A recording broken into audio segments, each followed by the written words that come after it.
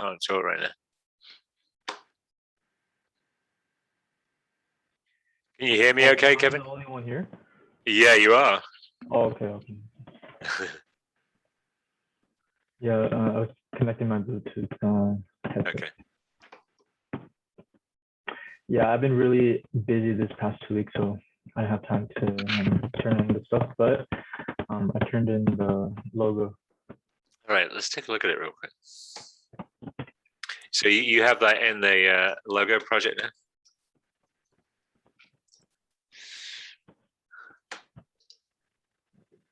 Hi, Kevin. I've got two Kevins. The two Kevins in the class are here. This is the wrong class. Let me close out some of these windows.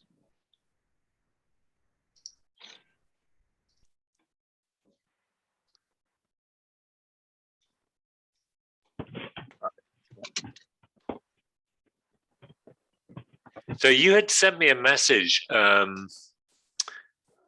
don't remember exactly what we talked about. You sent me a message a couple of days ago, I think.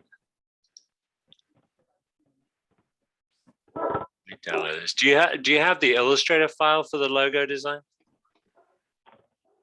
Or did you make it in InDesign? I made it in InDesign. Oh, okay.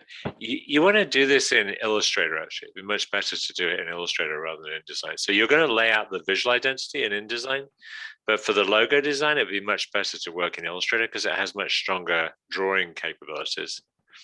Are you familiar with any of the programs, Kevin? Honestly, I did Illustrator in high school, but I haven't done it in a while. I forgot all the materials. All right, so Flower and Clothing is the name of the company. Explain a little bit about what the company is. It's hard for me to see them the way that you've given me. Alexa, I wasn't talking to you. Sorry, I thought I heard my name. Yeah, so I want to make my own clothing brand. I want to sell my work in like a farmer's market, or have like a shop. So do you make clothes already? That's what you do? Or this is the idea that you'd like to do? Yeah, I make clothes sometimes. Okay. And so the idea for the project, or the idea that you have in life, is to have a farmer's market and sell clothes? Say it again? So is it just for the sake of the project that you're saying that, or is it like you really do want to make clothes and sell them at a farmer's market? I want to make clothes in the farmer's market. Okay, cool.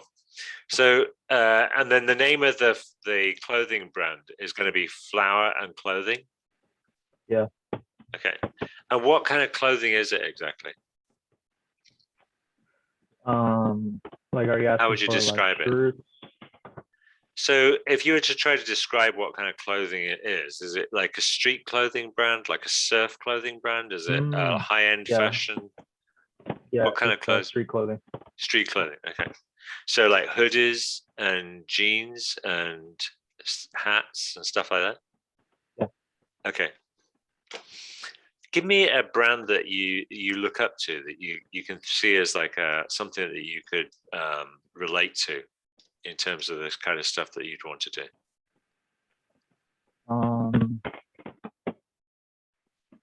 Let me look up one guy I follow. Sorry, say that again. The company's name is Friends and Flowers. Friends and Flowers. This is an existing clothing brand, Friends and Flowers? That is an existing, it's Instagram. Okay.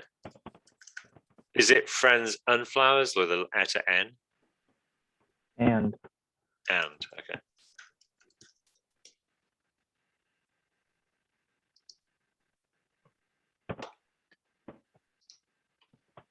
Friends and Flowers. This one right here.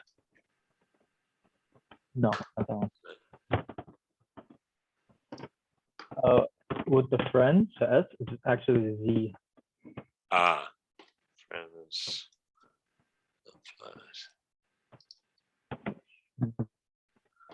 It doesn't come up with that. Z. Oh, with a V? The last one too. Oh, okay. So the flowers is a Z as well. Ah, okay.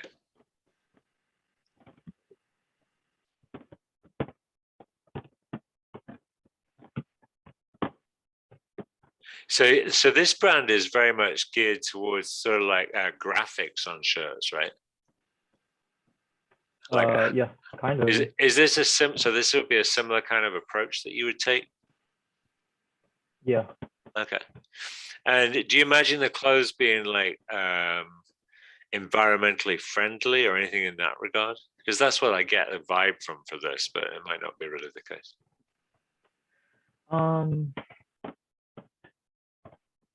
Maybe. Honestly, I just make flowers or something. I don't really like put like You don't use type on it. You don't use words. Do you have examples of your clothing already? Could I find those online? I can take a picture. I don't know.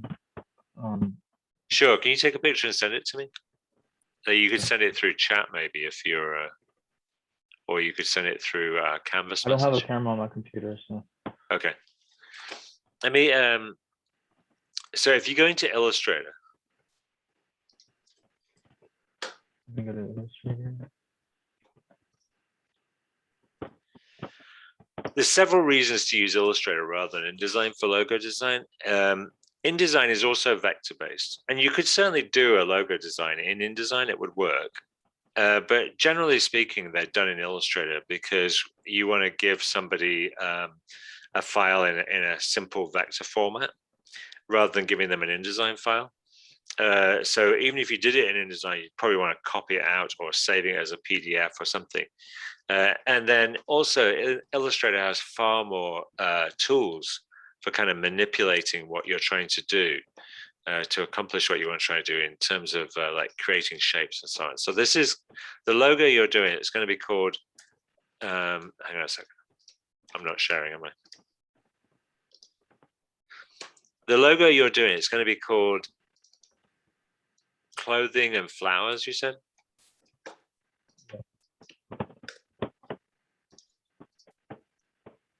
When I look at the InDesign file that you have, I don't really see the logo because the font's missing.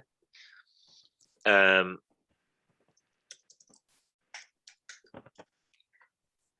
I can see that there's one example of the logo. Really what I'm asking you to do initially is to develop the logo. So this means like going through the process.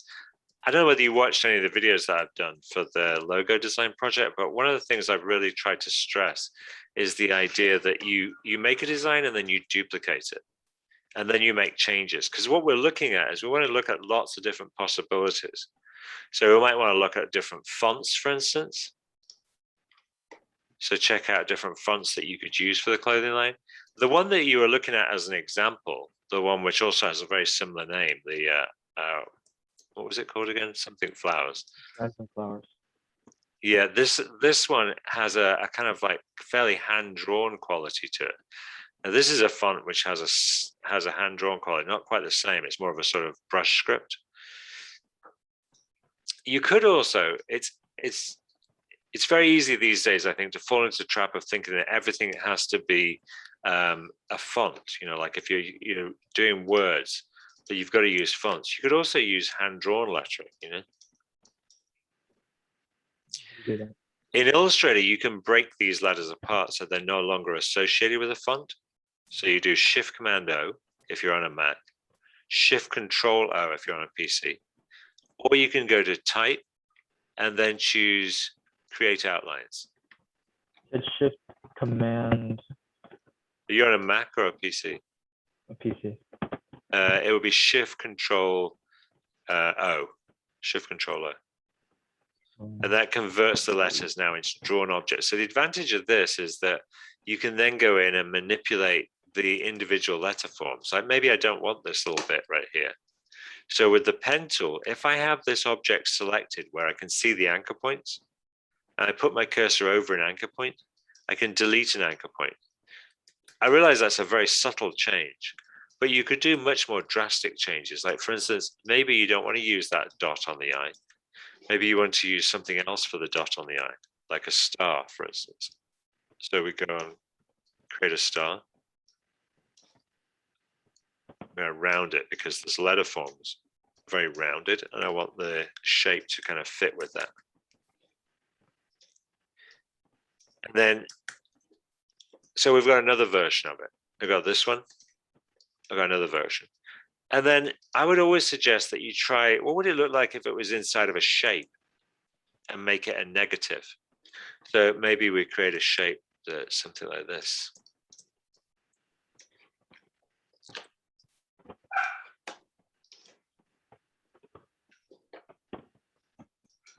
I'm starting with an ellipse, but I'm not quite happy with this. I'm going to nudge this in a little bit. And I'm going to nudge this in a little bit. So it changes that shape. And then I'll select both of these. And in Pathfinder, I lost my Pathfinder. Where is it? I'll do unite, so that becomes one shape. Then I'm going to take this and duplicate it and change it to white. Put this over the top. So I did object, arrange, bring to front, shift command, close bracket. And then I could scale this to fit into that space.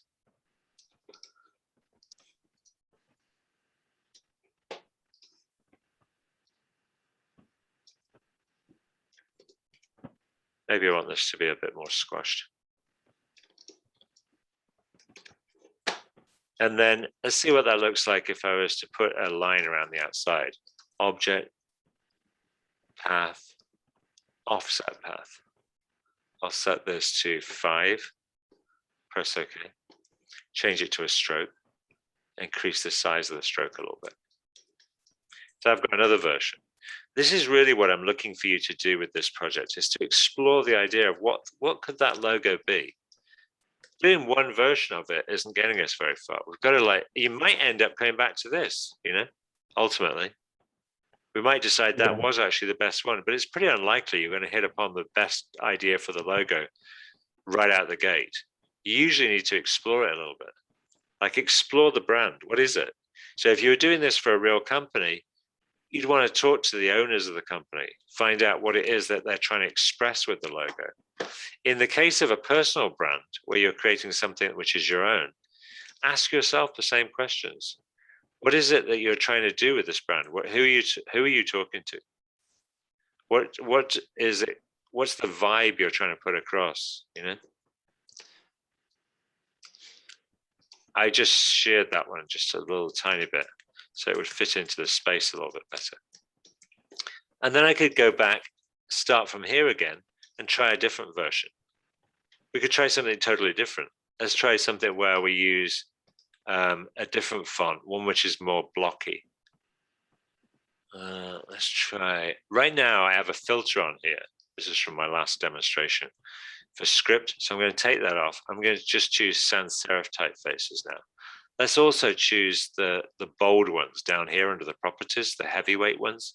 I want to try one which is like a chunky font.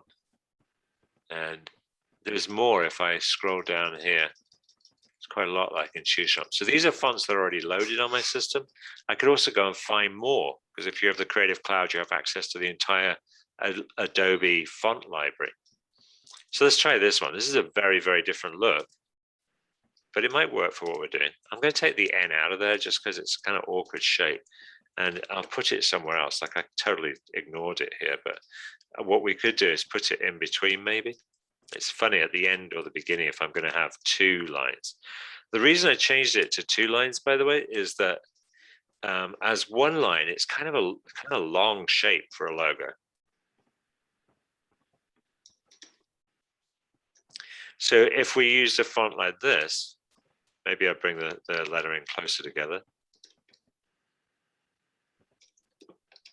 This has a totally different feel. Again, you could cut these out so they're not part of the same type object. Let me stop my computer from thinking for a minute.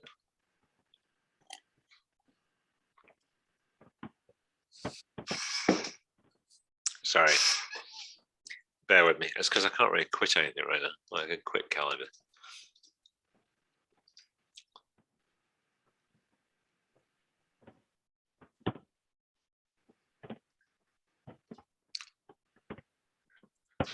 So if what I did was I cut it and then I pasted it as a separate type object. So this I can move around separate to this now.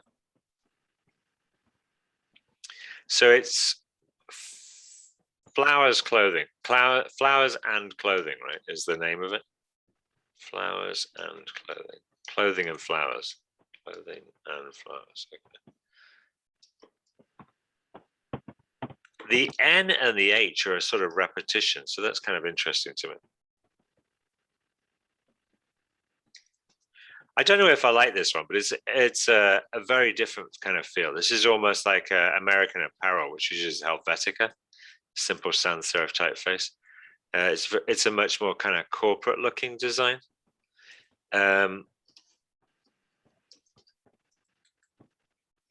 You could also draw your own letters, like I was starting to talk about earlier on, is that there is a general feeling that you just use a font. That's how you create letter forms. But of course, you could create your own letter form. So you could go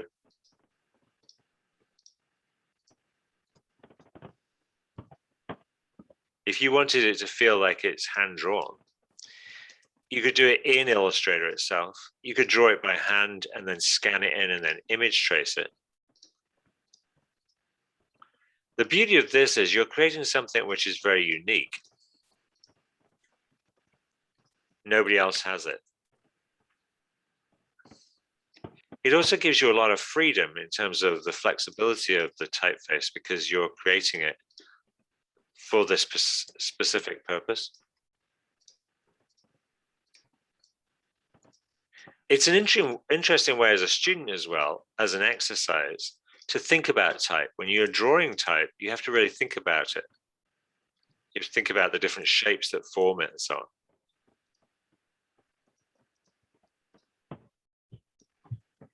So I won't do the rest, but you get the idea. You could sort of draw those letter forms yourself like that. You could also do it where you use a grid, and you could create the letter forms in a variety of ways like that. So for instance, you could do... How do you do the grid? Sorry, yeah. You go to view. And right now it says hide grid. So I would do show grid if this wasn't there. View, show grid. And then you can also modify the grid under preferences. On a PC, that would be under edit preferences, by the way. On a Mac, it has an extra area here that says Illustrator preferences. And then I would go to guides and grid. And I could adjust the number. 72 points is 1 inch. So this is 8 subdivisions, so 1/8 of an inch. I'm going to leave it on that. And I'm also going to go to view snap to grid. So then if I wanted to create a letter form for clothing, for instance, I could draw a form like this, another one like this, another one like this. Let's have this connect actually there. And then I could do another one here, another one here.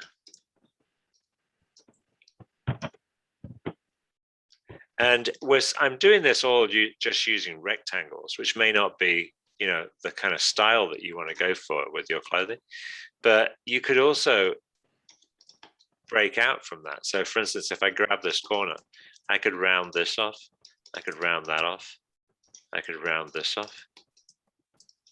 I could select this corner and round this off, select this corner, round this off, select this one and round this off. Whoops. This one has an extra shape here behind it. So let's do that one as well. Some of them I might leave them not rounded, so it has some different features on it. But it gives you a lot of control if you decide to draw your own letter forms in terms of how you can create the shapes,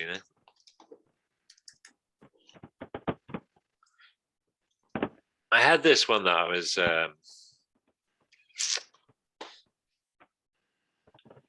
I had set up an example to show you during today's class of like taking logos and exporting them from Illustrator into Photoshop. So you haven't really got to this point, but this is really what I would like to do in today's demonstration, is talk about taking stuff out of like Illustrator and then putting it into Photoshop. This was from a different class. It's from my typography class, and they're making a chocolate bar in that class.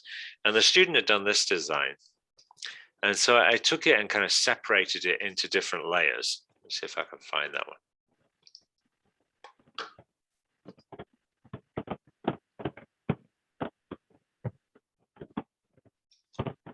There it is. Oh, that's a different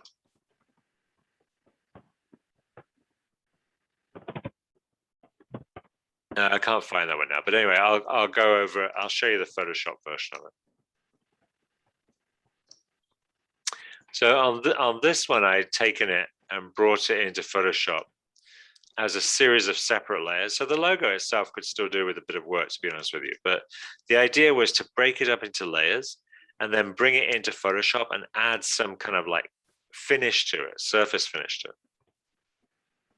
So with your own brand, there might be a situation where you want to have a logo. First of all, you want to design it always as a vector-based logo. So like on this one, I've been working on this visual identity for this class, the OCFC, Orange County Football Club. And this is the main logo. So I have separated this into a series of layers.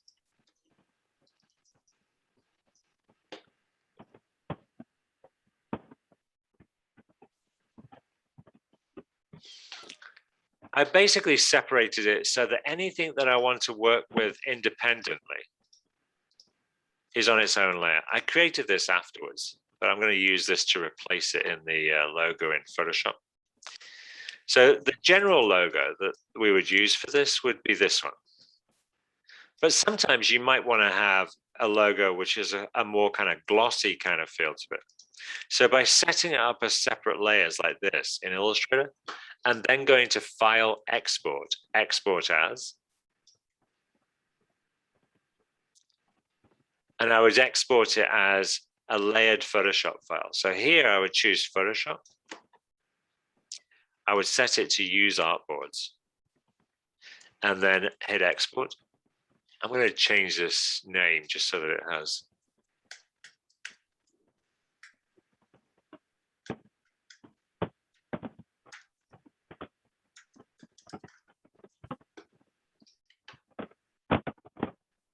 When I export it, I want it to be in RGB right here. And I also want it to be high resolution. And I want to make sure right layers is checked. I'm going to leave maximum editability unchecked and then press OK. This will make my layered version of that Photoshop file. By the way, at the bottom, I have this background layer, which all it has is a white rectangle on it. But the purpose of that is so that when it opens up in Photoshop, it opens up to that size rather than right up to the very edge of this line. So this is the one that I'd started working on.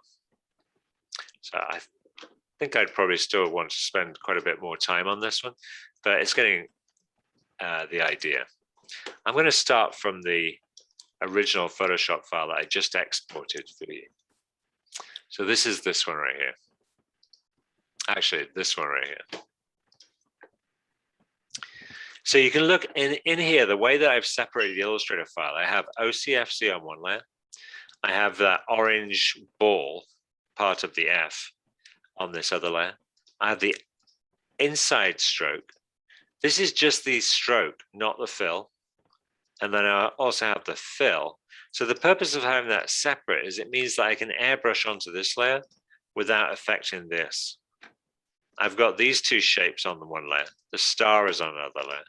The outside stroke is on another layer. The outside fill, again, is separated so that if I want to airbrush onto this layer, I can separately. I'm going to change the color of the background for right now, just so that you can distinguish it more clearly. And then we'll go through some of the things that I might want to do to it. So this is really to do with technique. I just want to show you some different approaches you could do to work with the file if you were to bring it into Photoshop and you wanted to give it sort of surface finish. So for example, on here, I'm going to make a duplicate of this layer. And then I'm going to apply a gradient to this duplicate.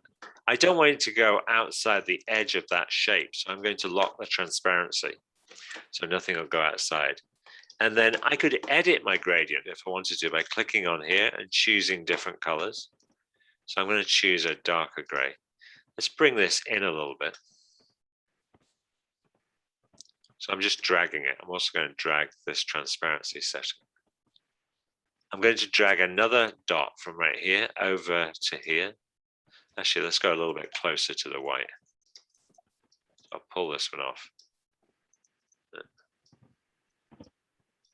I want it actually somewhere in between there. Let's try lightening it like that. And then I'll drag this over to this side. So I think that'll be okay. Let's try it. I'll drag this across. So this is this layer in the background, but I also want to do it on this one. So I'm going to duplicate that one and I'll drag the gradient across here as well. This time I forgot to lock the transparency, so you can see what that does. If I don't lock the transparency, then it slides across the whole thing. Now this, because I put it on a duplicate layer of this white, if it's too strong, I can lower the opacity on it so we can see through to what's underneath. For the purposes of this, I want it to be pretty subtle. So I'm going to drop these down a little bit. For the letter forms, I'm going to go up to this layer and I'm going to go to Effects, Bevel Emboss. And on the Bevel Emboss, we could do various adjustments to change the size of it. You can also change how soft it is. You can adjust whether it goes up or down, although in this case, it's kind of hard to tell because it has this gloss contour on. By default, it would actually look like this. Again, if I go down, it would look like that. If it's up, it looks like this. So it's really to do with the position of the highlights. You might change the angle of those highlights to over here. Use global light means that anytime you apply effects within this document, they'll all be in the same direction, which generally you'd want it to be like that. These gloss contours will allow this bevel emboss to have a more kind of glossy feel to it. So I'm going to choose that one. You can duplicate these effects to other layers by holding Option and dragging them to them. So you can see I've dragged that effect onto this line that goes around the outside. And I could do the same thing to this one here also. So on these ones though, I'm going to edit them a little bit. Because it's a very thin line, I'm going to make the size a little bit less.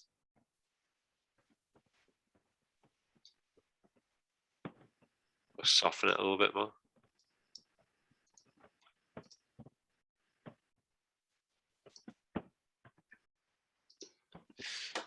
So I think that'll do. And then at the bottom here, I want to have some glow around the outside of it. So if I go to the effects here, I could choose outer glow. And with the outer glow, I could adjust the opacity. So it becomes that white color becomes brighter. We could change the color of this, but for this visual identity, I want it to be white. Although I could maybe eyedropper that orange. That's the only other color I could use as part of this visual identity. But for this, I'm going to keep it as white. And then that's really about as far as I could make this glow go, because that's the size limit right there. I could adjust the spread, which is how far away from the object it is. And you can see that effect. But that's not really what I'm trying to do. I want it to actually go a little bit further. So instead of using an effect, I could duplicate this layer. Try that again. I could duplicate this layer. And on the duplicate, I'm going to unlock the transparency if it's locked, and then go to Filter, Blur, Gaussian Blur. Now, to do this non-destructively, in Photoshop, you generally want to work non-destructively. That means that you can keep editing it, basically. If I apply a filter to this and then decide later on that I want the filter to be a little bit less blurry, I wouldn't really be able to change it. But if I change this object into a smart object and then apply the filter, Filter, Blur, Gaussian Blur, can see I can get a much stronger blur out of this now. So the beauty of this is that if I ever want to change that Gaussian blur, I can just simply double click on it and then readjust its position.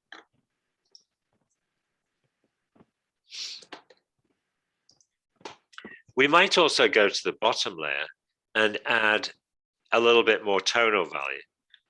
So across this surface, I would do this pretty subtly.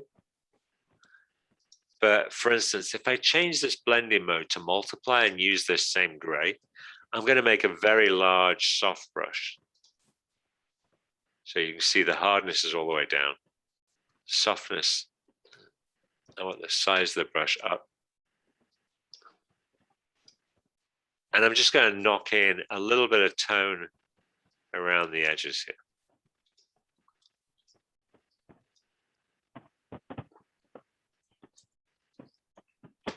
On these parts, I also want to have that bevel embossed. So again, I can duplicate it onto here.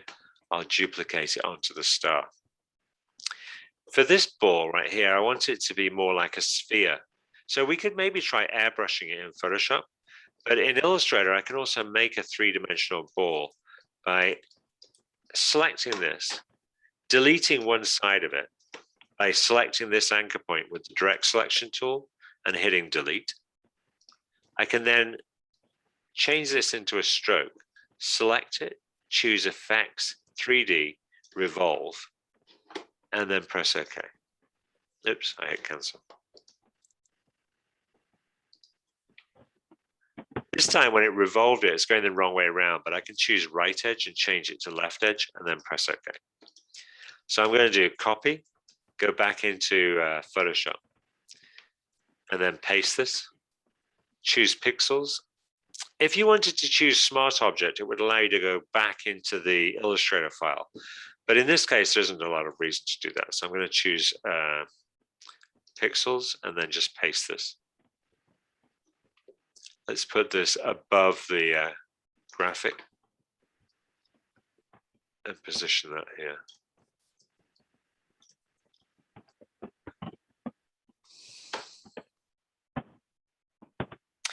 You might also, this is the last step I'm going to do. Right at the very bottom, I'm going to use an action which allows me to create a kind of brush metal effect. So if I went into the actions window, actions, and then in the actions panel by default, you would have these default actions. But there are other actions sets that you can load from here. So actions in Photoshop is a series of recorded steps. These folders are groups of actions that you could use. So I already have these loaded for text effects. And inside these are all a bunch of different actions, which are to do with text. The one I want to use is the one that's called brush metal. So if I click on that and open it up, because I've used this one before, I've actually put a toggle setting right here. So when it gets to this particular filter in the process, it's going to stop and I can readjust it. So in action, it's got make snapshot. Almost always in an action, it would start with make snapshot. That's a place you can return to in the history once you've run through the action if you don't like it. So it takes a it takes a snapshot of where you are in your history. Then you can start. So we're going to convert mode. It converts it to RGB, even if you're in RGB, because it has to be in RGB to apply certain filters. Then it has rasterized type layer. Now we don't have a type layer, but it doesn't matter. It'll just carry on. Make layer, reset swatches. That resets the swatches to the default black, white. Clouds filter needs the swatches to be black and white for it to give the effect that it needs. Then it has a curves adjustment and a color balance adjustment, then a Gaussian blur, which I have a toggle on, so it opens up. So if I play this through, it goes through all of those steps. When it gets to the Gaussian blur, I can adjust it to make it maybe a little bit more blurry. And then I can go ahead and press OK, and I'll go through the rest of the steps. So this is a little bit subtle, but there's some brush metal in the backgrounds now. So I think that was a little bit too mottly. If I was to do it again, I would blur the cloud filter a little bit more. So let's try it one more time. I'm going to make another layer, put it at the bottom. Fill this one with gray. Go back through the actions. Get to the Gaussian blur, bring it all the way up, make it much blurrier, and then apply it. The other thing you could do is you could find photographic images and add them as a kind of reflective surface. Or you could find a piece of brushed metal, maybe.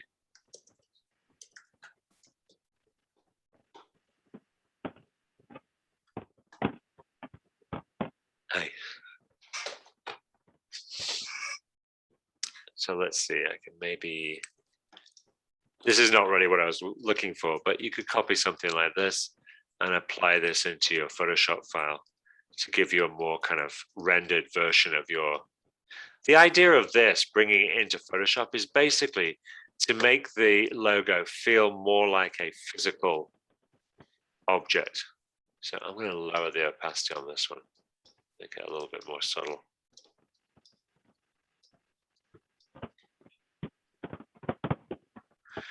So this is more like at the end of the process then. So you've got your logo, you've sort of defined what your logo is, and then you might want to have a more rendered version of the logo for certain situations. And so my suggestion is that we bring it into Photoshop and do it. But the first part of the process is really going through this idea of exploring what the logo can be. So this is like, after I got to this point, Kevin, after doing about 4 pages before this to get to this stage, now I've got to narrow these down to the ones that I actually want to use. That's the kind of process I want you to go through in terms of creating the logo, not to just type out the name and go, here you go, there's the logo. Does that make sense? Yeah. Okay. So I want you to push it a little bit further. And then do you understand what you're doing for the visual identity? Have you started anything on that second project? No. No. So the visual identity, what you're doing, let me share my screen again.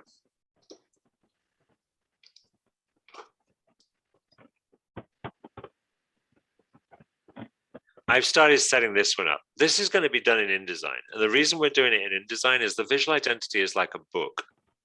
So InDesign is ideal for making books because it has a pages panel and it allows you to create multiple pages. It also has a master page, so you can put elements that you want to appear on every other page. Like on this, I've got this folio at the bottom, which has the page number, which here shows up as A, because it's on the master page.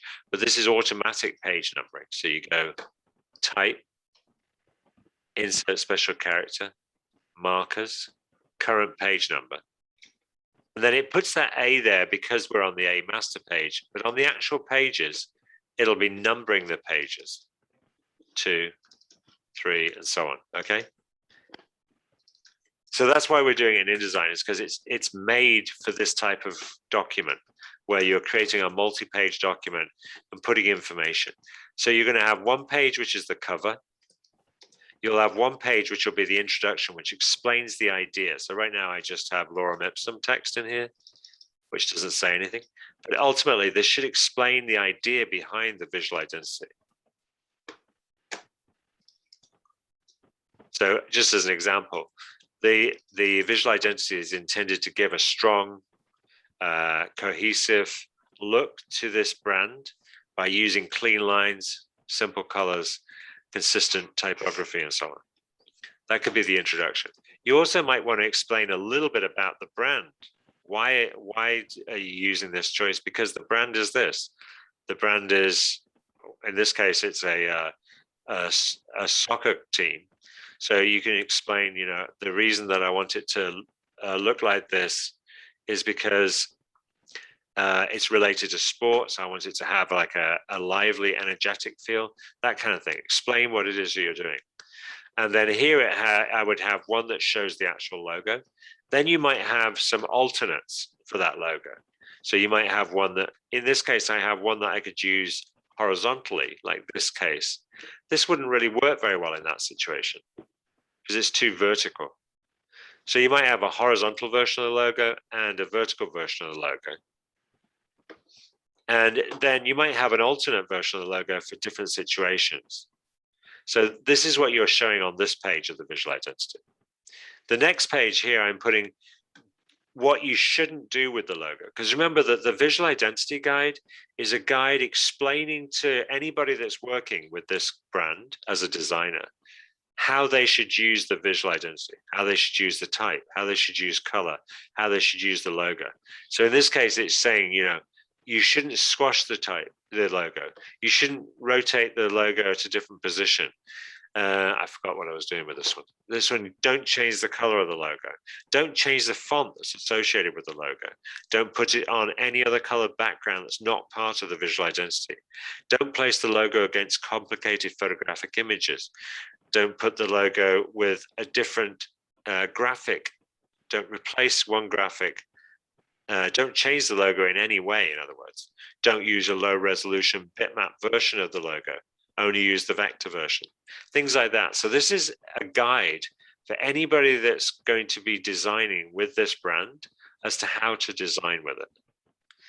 These are the colors. Each of the colors is going to be specified. So if you pick on a color and you double click on it, it will give you the CMYK breakdown, the hexadecimal breakdown, and the RGB breakdown. After this, we're also going to define the typography. What fonts are you going to use? And so on, okay? So I had given you some examples of visual identity. If you look back through the notes for the course, I've given you some examples of visual identities that you can download and look at. And then I've also given you some examples of approaches to doing the logo design. Do you have any questions for me right now? The one, can you share your screen again? Sure, yeah. On the bottom? Yeah. A little bit more. There. Do I have to like make like that much ago? Because I see like what, 10? Well, in this case, what I'm doing here is I'm explaining the things that you can't do with the logo, right? So I do want you to include this page within there. And these are some examples of what you shouldn't do with it. So it would be roughly about this many, yeah. It might not be exactly the same as this, but basically, what can you not do with the logo? So this is one example of like changing the font to a different font. You can't do that. You can't change the color in the background. These are pretty standard in most visual identities. They have this set of things. Don't apply effects that are not part of the visual identity, that kind of thing. All right, so basically with most logos, the rules are pretty strict about how you use the logo, that it should always be the same color, that it should always be used in the same font. You know, like everything is kind of about creating a sense of consistency, because the brand is really, or the visual identity is what creates the trust within the brand visually. So when people see it, if it's always like a little different, like you see the logo on the sign of the store is one font, and then you look at the business card and it's a different font, and you look on something else and it's, you know, look at the website and it's a different logo.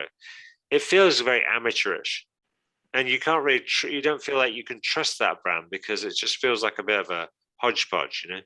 And so with branding, at least this is the theory behind visual identities, is that you generally want to create a strong sense of consistency. So if it's a large brand that's working sort of internationally, then they will have graphic designers working for independently or for the company itself in-house around the world all the time, working on different aspects, social media ads, making designs for, if it's a clothing company, making designs that go on the shirts, making labels. All of that stuff has to be designed, but it also has to be designed with the same voice in mind. So when one designer in France is doing it, they're using the same font as somebody in the United States that's using it. Do you understand what I mean? Yeah. So that's the idea of the visual identity, guys, to give as much information as possible so that we can describe it. So remember that throughout this course, we're building on this as well. So you can keep working on the logo and you can keep working on the visual identity after this project has been turned in. Because the third project is going to be doing print graphics which are related to the visual identity. How do you show the visual identity in action? So for instance, you might design a bag for your clothing to go into. You might design a hang tag for them and then show that as a mock-up, you know. Let's see if I have a mock-up here that I can show you.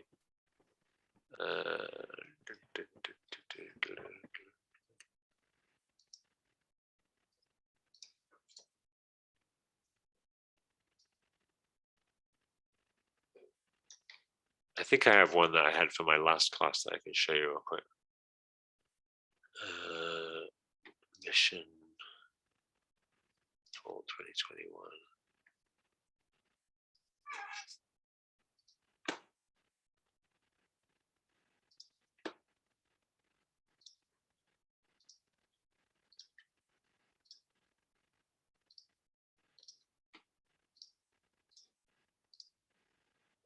So like on this one, for instance, I'm going to have you take your brand and make it look real by putting onto products. So the way that this one was made is, let me see if I also have the layered Photoshop for this, because it would be better. Yeah. So if you look at this Photoshop file, I added this fabric in the back.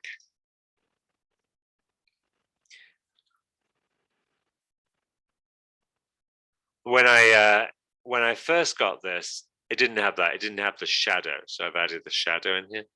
But if we take those out, it's still got this. This is a mock-up which I downloaded from the Adobe stock image site. It was free. And you can see on here that it has, this is where the front of the package is. If you click on this, this is what the design looks like. So if I click on this, you can see this is what the design that I was using here. If I change this, I can update the other one. So let's say I go in here and change something on here.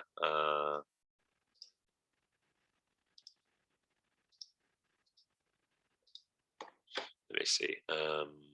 I'll just, for right now, just to show you, I'm just going to take off this graphic so you can see what I mean. So if I save this and close it, we go back into here, it's updated this one. I save this and close it. Then this one is also updated. So if you get so we'll take these like Photoshop mockups like this, and you can apply the design, your logo, to a piece of design. We're also going to create for the visual identity things like repeat patterns. So for instance, I might take this right here.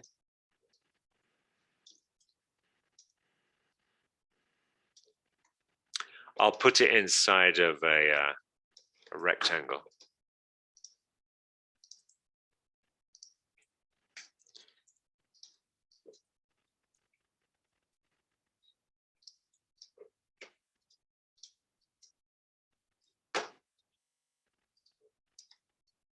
And then I'm going to make another one next to it.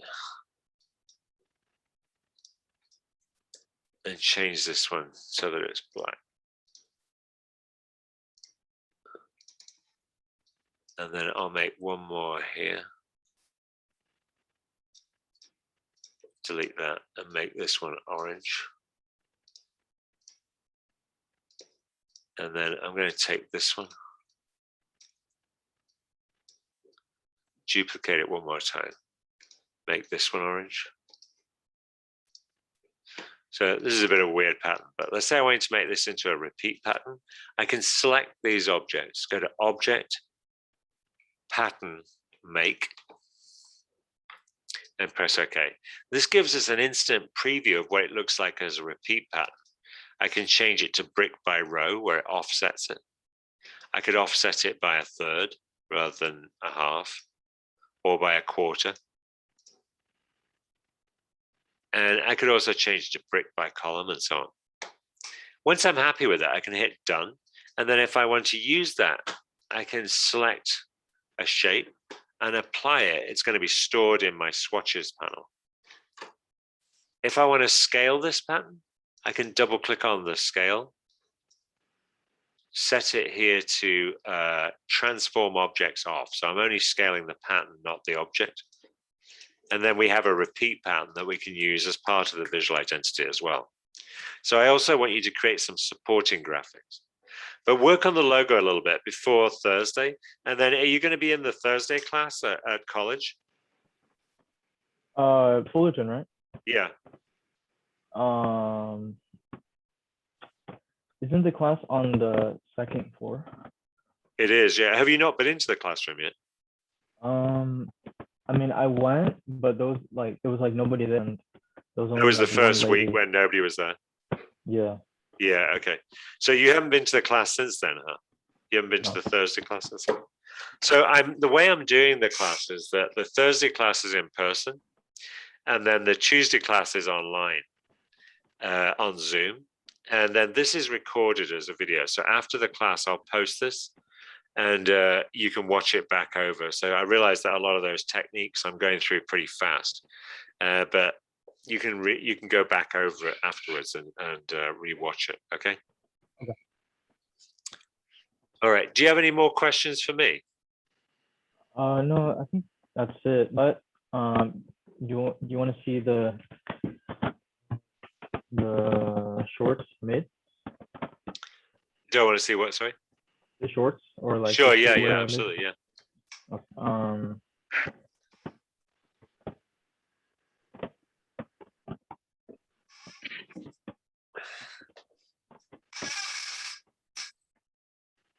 Oh, okay. Yeah, I see.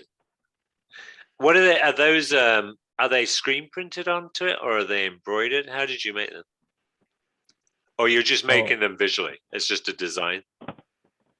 Yeah, and Uh-huh. after that, I'm gonna do it and draw it in acrylic.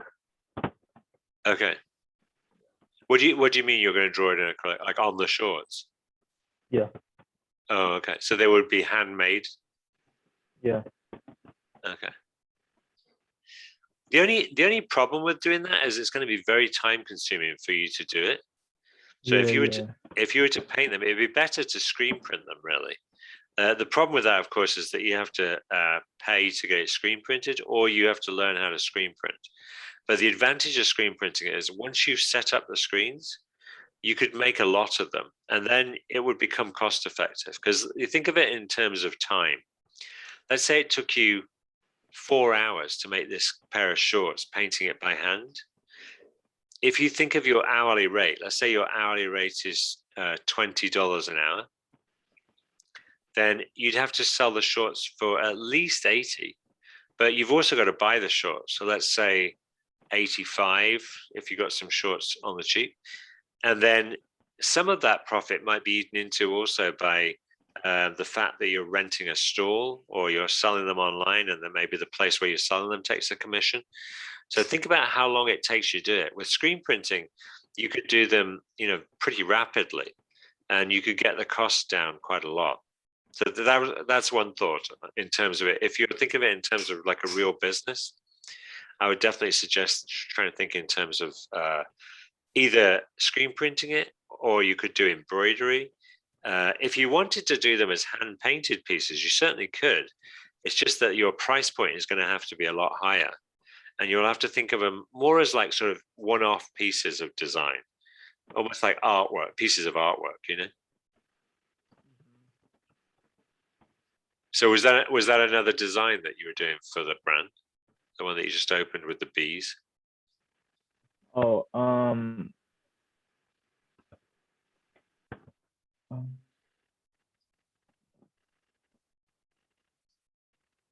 yeah, I wanted to copy paste the bee and then put it right here. Oh, okay. Do you want me to show you how to do that? Or do you know how to do it? I think what I learned was just go like this, and then select, and then I copy and paste it, and then. Yeah, it's unlikely it's going to get a perfect selection with that tool, just because the wings are so subtle compared to the background. You see how the wings are kind of missing?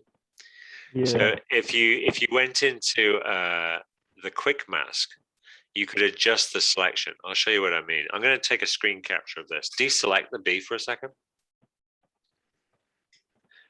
Control D. Okay, I'm going to take a quick screen capture of this.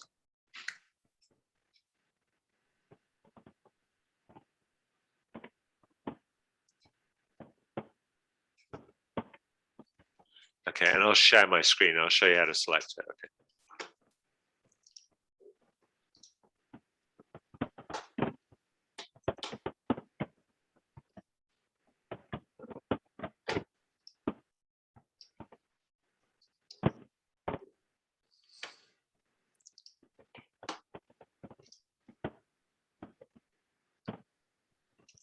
So I think you're right. The fastest way to start is to use the object select tool.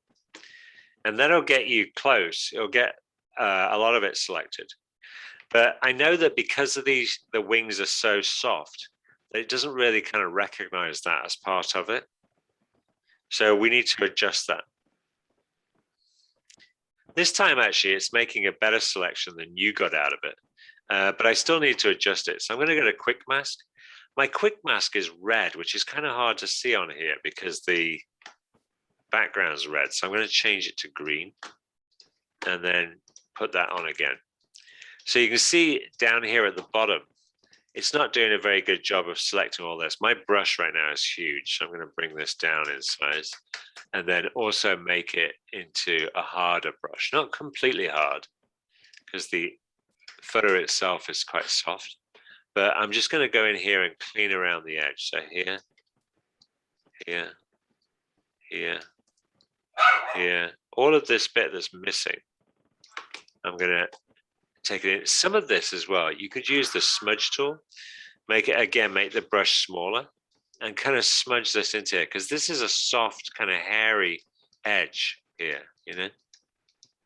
So if I just smudge that into this, this is one of the things that I like about the quick mask as a way to edit a selection, is that it gives you an awful lot of control over the edge of it, because we can do stuff like this where we can use the brush tools as a way to soften the edge. I'm going to bring this down a little bit so it doesn't blur quite as much.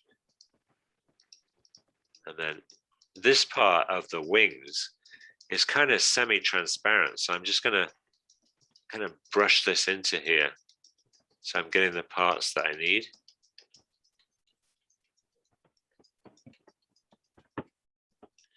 This smudge tool also is creating, because it's kind of, what we're doing is we're adjusting a black and white image. When you change the selection into a quick mask, it converts the selection basically into a black and white image that you can then paint with. So if you look in the channels window, channels, this is actually what I'm adjusting. The reason that it shows you it as this transparent film is that it allows me then to go in and see where I need to go over. So here, for instance, I need to go in here and, oops, wrong tool. Go in here and paint this with some white. So the white is taking away, sorry, it's adding to the selection. Black is taking away from the selection. And then again, around this edge, I'm going to just blur this edge a little bit with the smudge tool. Smudge that into those areas where it's kind of hairy.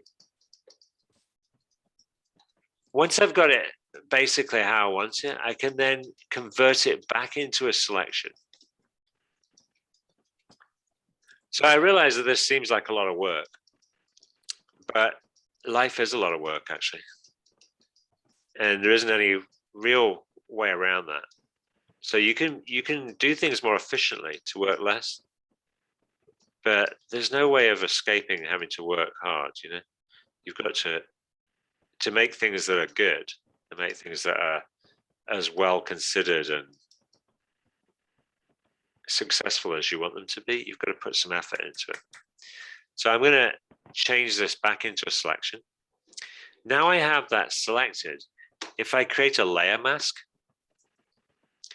you can see that around the edge here, I've got some red. I'm going to double click on the edge on the mask, click on select and mask, and then choose refine hair. So refine hair is really designed for images of people where they've got hairy edge, and it might not really work quite well here, but we'll try it. Yeah, it doesn't really help us a lot in this case. We can also use this tool and go along the edge.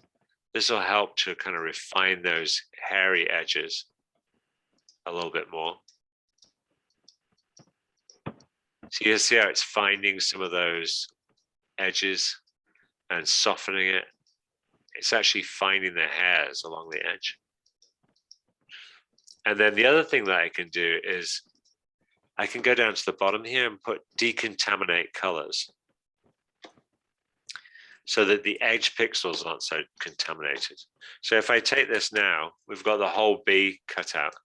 The wings have got the color from the background. So what we could do is go into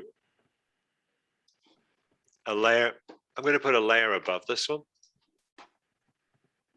Clip it to it by option clicking or alt clicking on a PC on the line that separates those two layers. So I hold option or alt on a PC and click right on that line. Now that means that when I paint, it will only show up where there are pixels on this layer. And then I'm going to paint with gray. It doesn't really matter what that gray is as long as it's neutral. And I'll paint this over here. And then I'll change the blending mode here to color. So it probably doesn't want to be that gray, but we can knock back that red so it's not as strong. Then you could drag that into your document. So to drag that into another document now, because I have multiple layers, I could group them, Command G, so they're all in one B. And then I could drag that whole layer into another file. So let's say I wanted to bring it into here. I could just take this layer to there, make sure I drag it into it, and now you can see that it's fitting on here. Those areas around the outside also. Where's my B layer? Lost where we're not. Here it is. So let's see. Oh, it actually only brought the. It didn't bring the group. That's what happened. Go back. Let me take the whole group. Put that into the. Okay, and I'll put this at the top, outside the chocolate. So here, if I wanted to make it fit better with what's behind it, these wings are actually sort of semi-transparent. So this gets a little bit technical, but you could also, on the mask, you could paint this bit so that it becomes more gray. So let's say I switch this to black. I'll lower the opacity quite a lot. And then I could dust this with a soft brush. So what that's doing is it's making those wings a little bit transparent.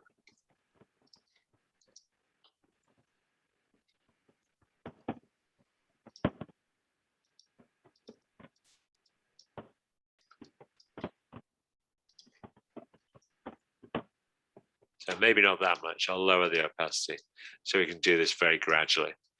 The wings would be somewhat transparent, and you could see the type through it underneath. These parts where they're kind of red, which they shouldn't be red, we could go again over the top on this layer where I have the color for the wings. And we could also add some gray onto those areas. So let's bring this up to lose some of that red out of the edges of it.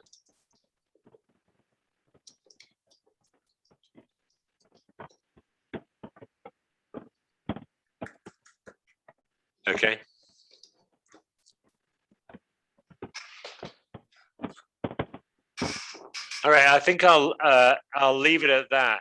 If you can make it to the Thursday class, you are supposed to be there, on the Thursday class. Mhm. It's a requirement of the course that you attend, actually.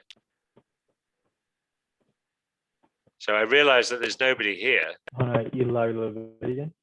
Sorry, I was just saying that on Thursday, if you can make it to the class, are you working at that time?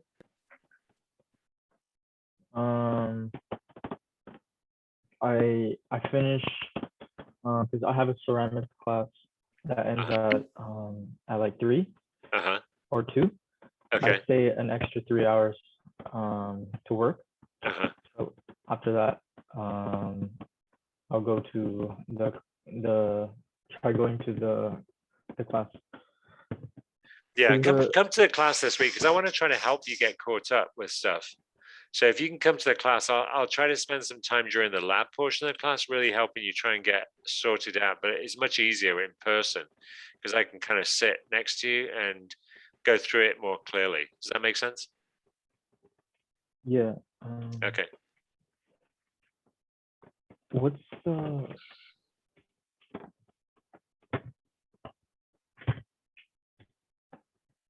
So it's on the. room number like.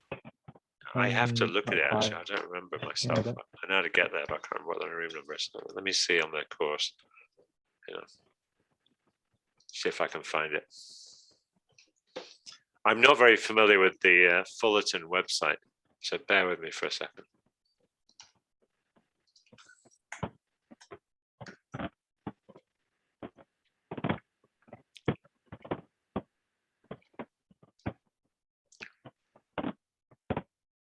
Like 140. Yeah. You know who I know? My wife. Hang on one second. Let me ask my wife. She's taught that for a long time.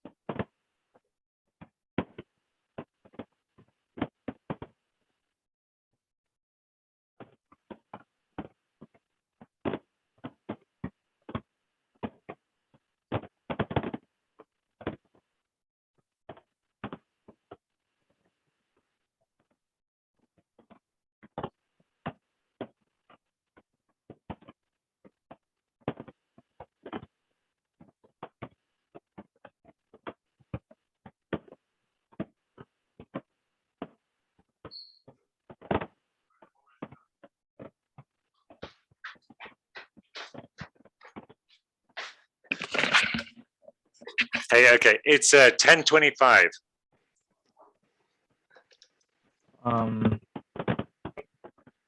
Did you get that? So it's on the second floor, and it's right up. Do you know where the tech person Ingrid is, the old Asian woman?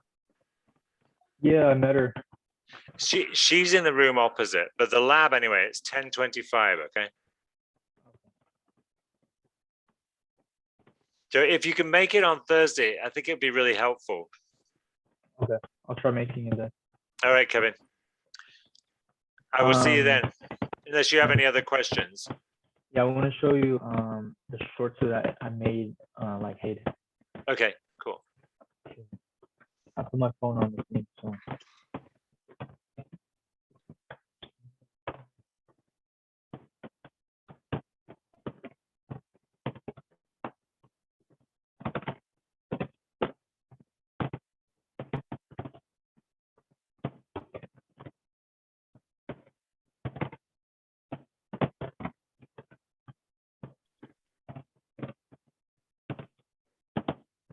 Yeah, so I made this one.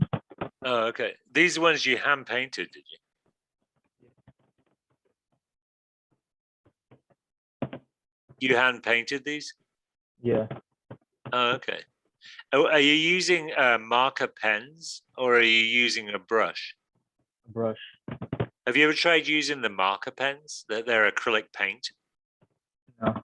Let me see if I have them here.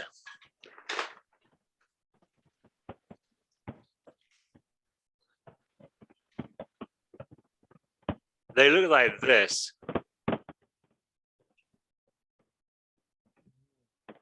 Mhm. There you go. They're called Posca. I really like them. It is acrylic paint in it, but when you paint, you can do it by just drawing. So for some of this, it might be easier. Yeah, that's the one we went.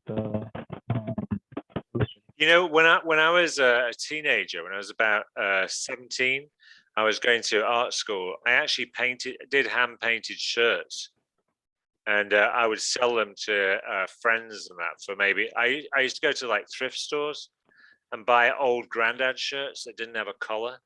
Back in the day, like in the 1930s, 1940s, they had these shirts where your collar was separate. So when I was growing up in the 70s, they were like nobody really wanted them anymore, but they were kind of cool for like young people who were being a bit alternative. And so I would get those, and then I would paint them with just use black acrylic fabric paint, and to keep it simple, and did these sort of bold patterns all over them and shapes and stuff. And it was fun, you know. It was good idea. It was good times. Yeah. All right. So come on Thursday and we'll work on your brand a little bit more, okay? All right. Okay. See you, Kevin. All right. Good night.